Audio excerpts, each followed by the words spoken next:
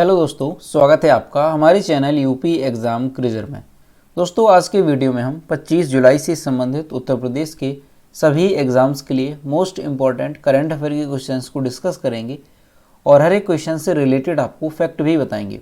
और वीडियो के अंत में हम आपसे एक क्वेश्चन भी पूछेंगे जिसका जवाब आपको कमेंट बॉक्स में देना है। और अगर आपको इसकी PDF डाउनलोड करनी है तो इसकी PDF आप हमारे टेलीग्राम ग्रुप से डाउनलोड कर सकते हैं। टेलीग्राम ग्रुप की लिंक आपको वीडियो के डिस्क्रिप्शन में मिल जाएगी। तो चलिए शुरू करते हैं। दोस्तों, यूपी लेखपाल के लिए अगर आपको ग्रामीण प्रवेश की ई-बुक डाउनलोड करनी है तो इसकी लिंक आपको वीडियो के डिस्क्रिप्शन में मिल जाएगी, वहां से आप इसे डाउनलोड कर सकते हैं। दोस्तों, आज का वीडियो स्टार्ट करने से पहले हम कल के क्वेश्चंस का रिवीजन करेंगे। तो कल का पहला क्वेश्चन है, हाल ही में उत्तर प्रदेश के मुख्यमंत्री योगी आदित्यनाथ ने राज्य में कुल कितने कंपोजिट स्कूल खोले जाने का निर्णय लिया? तो कुल ध्यान रखेंगे 5000।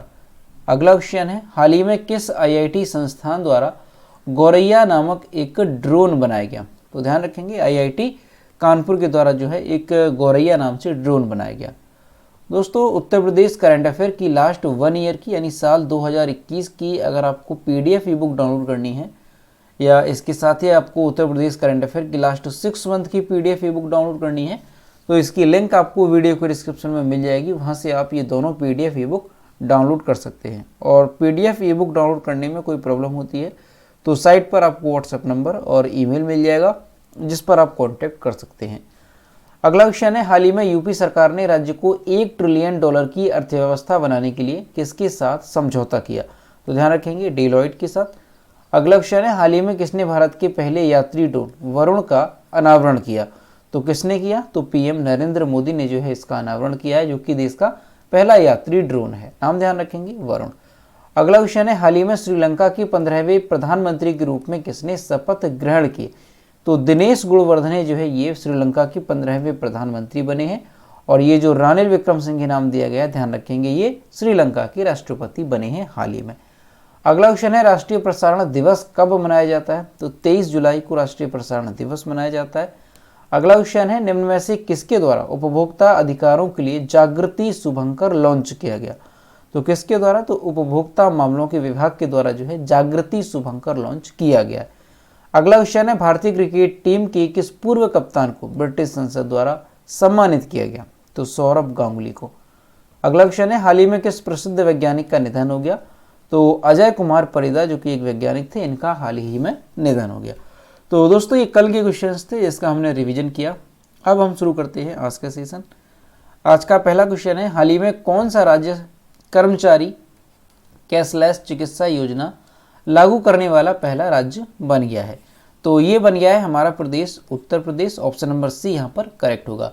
दोस्तों, जो हमारा प्रदेश है उत्तर प्रदेश, ये जो है पंडित दीनदयाल उपाध्याय राज्य कर्मचारी कैशलेस चिकित्सा योजना यहाँ पर जो है शुरू की गई है 21 जुलाई को।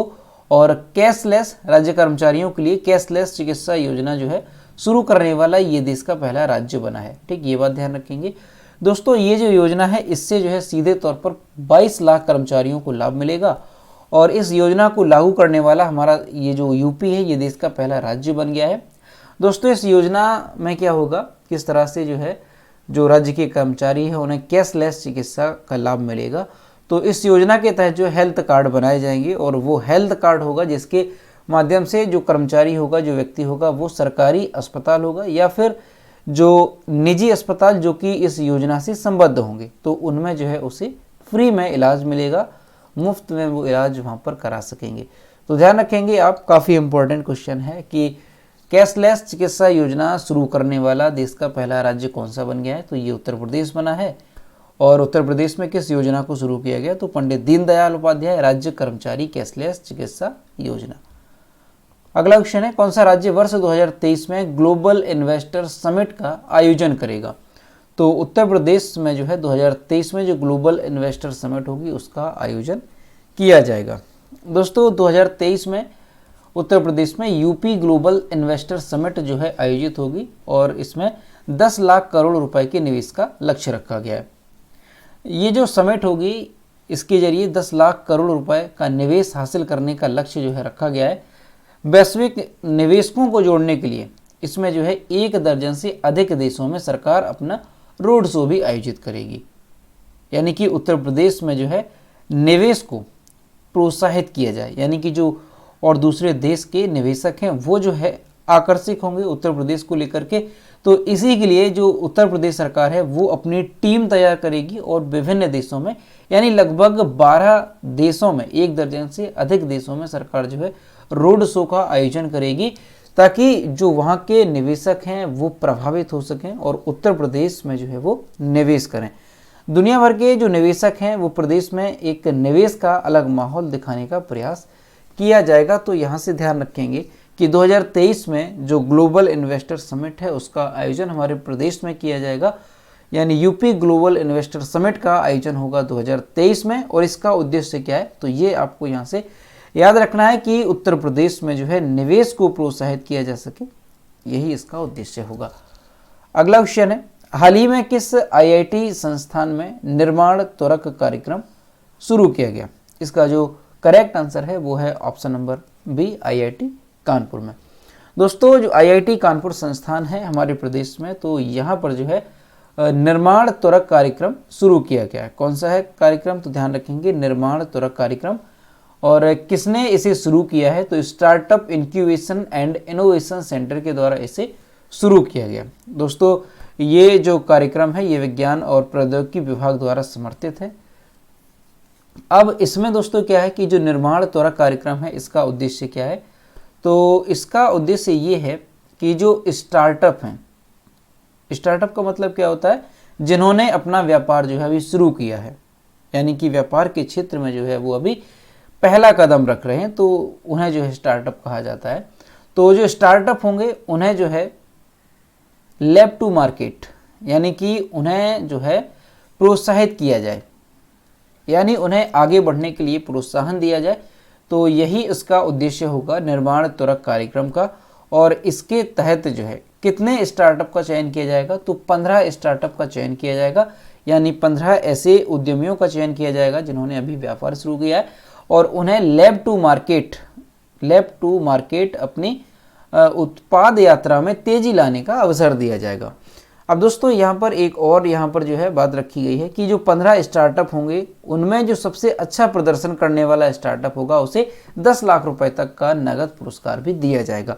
तो ये ध्यान रखेंगे, आपकी निर्माण त्वरक कार्यक्रम जो है ये किसने शुरू किया है, तो आईआईटी कानपुर में जो startup incubation and innovation centre है इसके द्वारा इस कार्यक्रम को शुरू किया गया है। और इसका उद्देश्य क्या है, तो जो स्टार्टअप हैं उन्हें जो है आगे बढ़ने के लिए प्रोत्साहित किया जाए, उन्हें जो है प्रोत्साहन दिया जाए। इसके साथ ही उन्हें जो 15 स्टार्टअप चुने जाएंगे इसके तहत, उनमें जो है सबसे अच्छा जो प्रदर्शन करेगा उसे 10 लाख रुपए तक का नगद पुरस्कार भी दिया जाएगा। ठीक, तो ये बात यहाँ से ध्यान रखें। स्टार्टअप क्या होता है, तो ये आपको यहाँ पे समझ में आ गया होगा। अगला क्वेश्चन है, देश का पहला हर घर जल प्रमाणित जिला कौन सा बना? तो कौन सा बन गया है, ध्यान रखेंगे आप, बुरहानपुर, जो कि मध्य प्रदेश में है। दोस्तों यहाँ से एक और नीचे ध्यान रखेंगे, जो जामताड़ा झारखंड है, इससे संबंधित भी एक क्वेश्चन पहले आपको बताया था कि जो झारखंड का जामताड़ा जिला है ये हर गांव में कहाँ पे, हर गांव में पुस्तकालय, हर गांव में पुस्तकालय वाला देश का पहला जिला बना था जामताड़ा, जो कि झारखंड में है। ठीक है, मोस्ट इंपॉर्टेंट है, ध्यान रखेंगे। इंदौर मध्य प्रदेश का आप जानते ही हैं, जो इंदौर मध्य प्रदेश का है ये जो है लगातार अभी 5वीं बार देश का सबसे स्वच्छ शहर बना था। ठीक है, तो ध्यान रखेंगे। और जामताड़ा झारखंड ये काफ़ी इंपॉर्टेंट है, क्योंकि हाल ही में जो है ये अभी एक रैंकिंग के अनुसार जो है बताया गया था कि हर गांव में पुस्तकालय वाला जिला जो है देश का एकमात्र जामताड़ा है।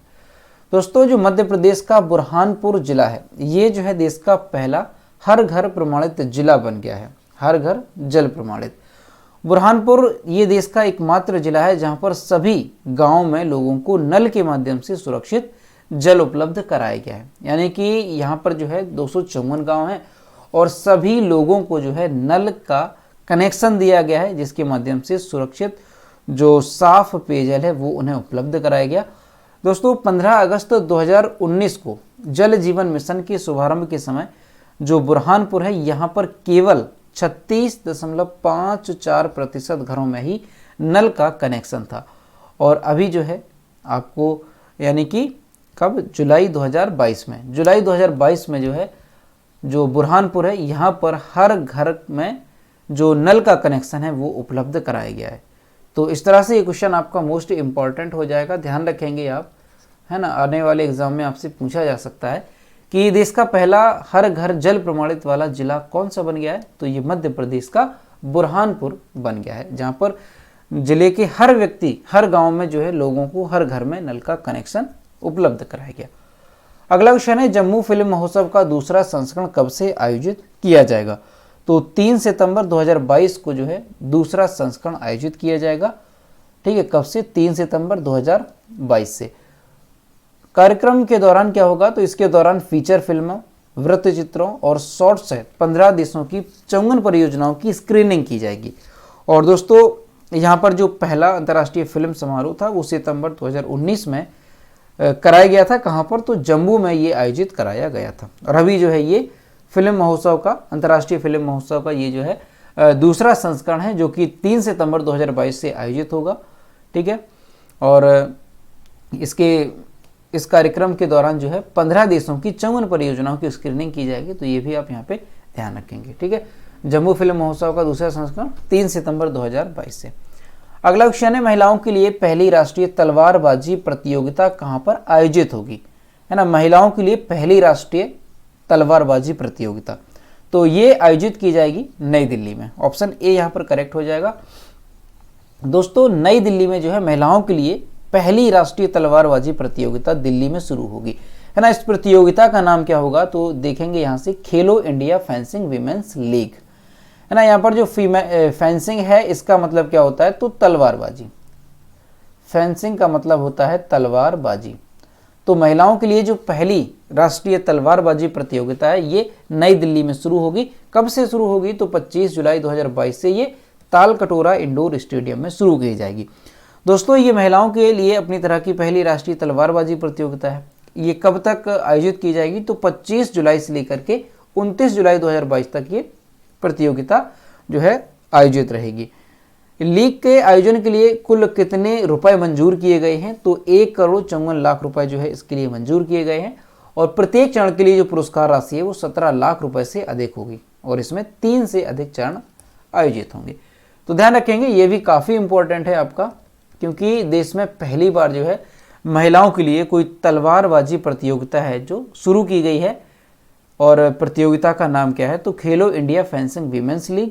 ये जो है देश में अभी पहली बार राष्ट्रीय स्तर की प्रतियोगिता है जो कि महिलाओं के लिए शुरू की गई है ना। कहाँ पर होगी, तो ध्यान रखेंगे, तालकटोरा इंडोर स्टेडियम है जो कि नई दिल्ली में, यहाँ पर ये आयोजित की जाएगी। अगला क्वेश्चन है, हाल ही में किसके द्वारा मंकी पॉक्स को वैश्विक स्वास्थ्य आपातकाल घोषित किया गया, तो अभी जो है विश्व स्वास्थ्य संगठन यानी कि WHO के द्वारा जो मंकी पॉक्स बीमारी है, आपको कई बार बताया, इसके मामले हमारे देश में भी पाए गए हैं, तो इसे जो है वैश्विक स्तर पर जो है वैश्विक स्वास्थ्य आपातकाल घोषित कर दिया गया है WHO की ओर से। दोस्तों जो WHO है इसने मंकी पॉक्स को वैश्विक स्वास्थ्य आपातकाल घोषित किया है। और ये जो वायरस है, वायरस पर WHO की आपातकालीन समिति की दूसरी बैठक के दौरान ये फैसला किया गया। दोस्तों जो मंकी पॉक्स है अभी तक ये 75 देशों में फैल चुका है और 16,000 से ज़्यादा मामले इसके जो है अभी तक सामने आ चुके हैं। और आपको कुछ दिन पहले बताया था कि हमारे देश में भी मंकी पॉक्स का मामला पाया गया था। कहाँ पर, तो सबसे पहले केरल में जो है मंकी पॉक्स का मामला पाया गया था। ठीक है, तो अभी आपको याद रखना है कि जो मंकी पॉक्स है इसे वैश्विक स्वास्थ्य आपातकाल घोषित कर दिया गया है। किसके द्वारा, तो WHO के द्वारा, वर्ल्ड हेल्थ ऑर्गेनाइजेशन के द्वारा। और WHO से संबंधित आपको ध्यान रखना है, इसकी स्थापना तो 7 अप्रैल 1948 को इसकी स्थापना हुई। हेडक्वार्टर इसका कहाँ पर है, तो जिनेवा, ध्यान रखेंगे, जिनेवा स्विट्जरलैंड में इसका हेडक्वार्टर है। और वर्तमान में इसके हेड कौन है, तो टेड्रोस एडहानोम वर्तमान में WHO के हेड हैं।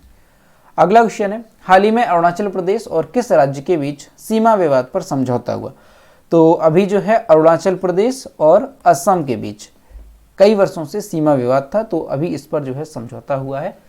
दोस्तों असम के जो मुख्यमंत्री हैं, असम के मुख्यमंत्री कौन है, हिमंत बिस्वा शर्मा।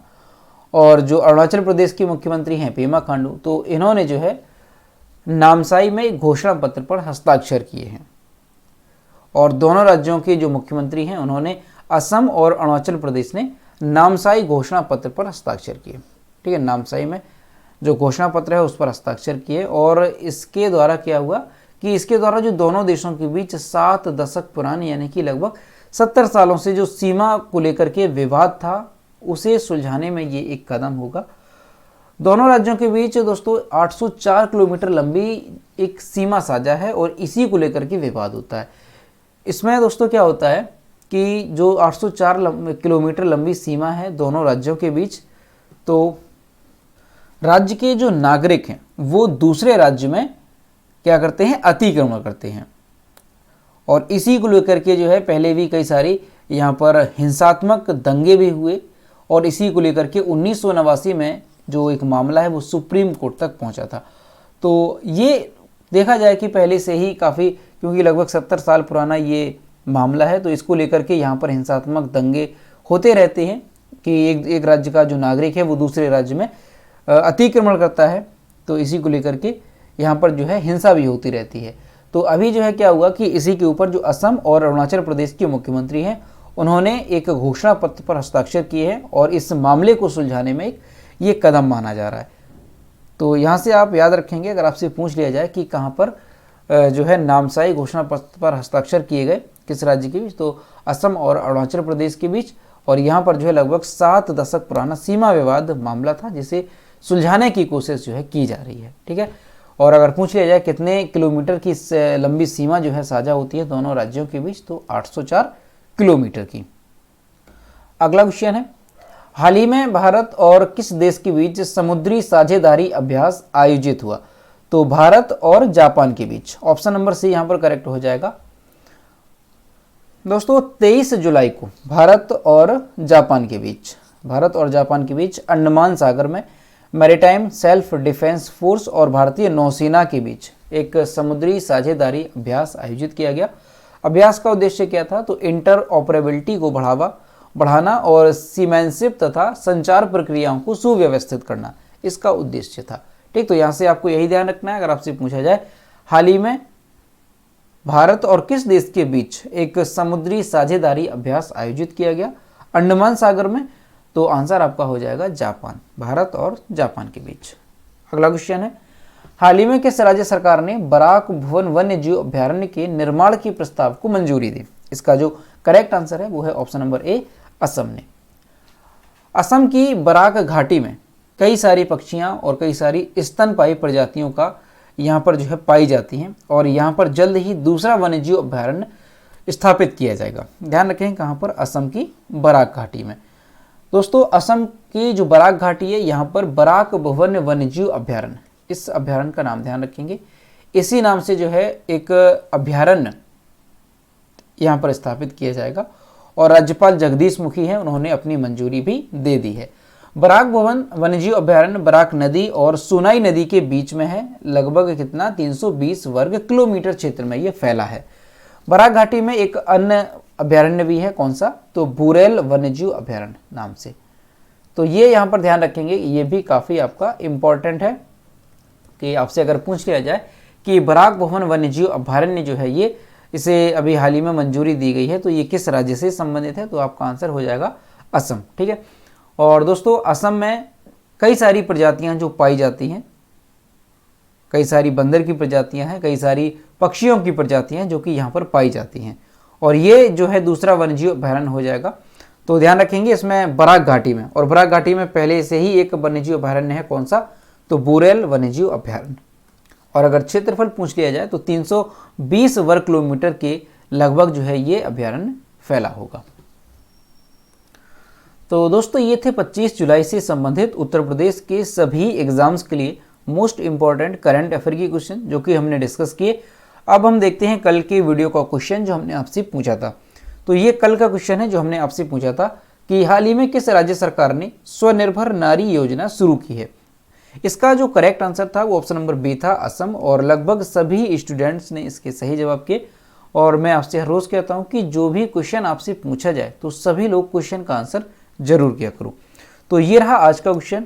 68वें राष्ट्रीय फिल्म पुरस्कारों में किसे सर्वश्रेष्ठ अभिनेता का पुरस्कार मिला? इसका जो भी करेक्ट आंसर है वो आपको कमेंट बॉक्स में बताना है। और दोस्तों सभी लोग क्वेश्चन का आंसर जरूर किया करो। तो दोस्तों आज का वीडियो कैसा लगा? अगर वीडियो पसंद आया है तो वीडियो को लाइक करें, अपने दोस्तों के साथ इसे शेयर करें और अगर अभी तक हमारे चैनल पर नए हैं तो चैनल को सब्सक्राइब करना ना भूलें। साथ ही बेल आइकन को भी प्रेस करें ताकि टाइम टू टाइम नोटिफिकेशन आप तक जो है पहुंचता रहे सारी वीडियोस का। तो मिलते हैं नेक्स्ट वीडियो में। Thank you.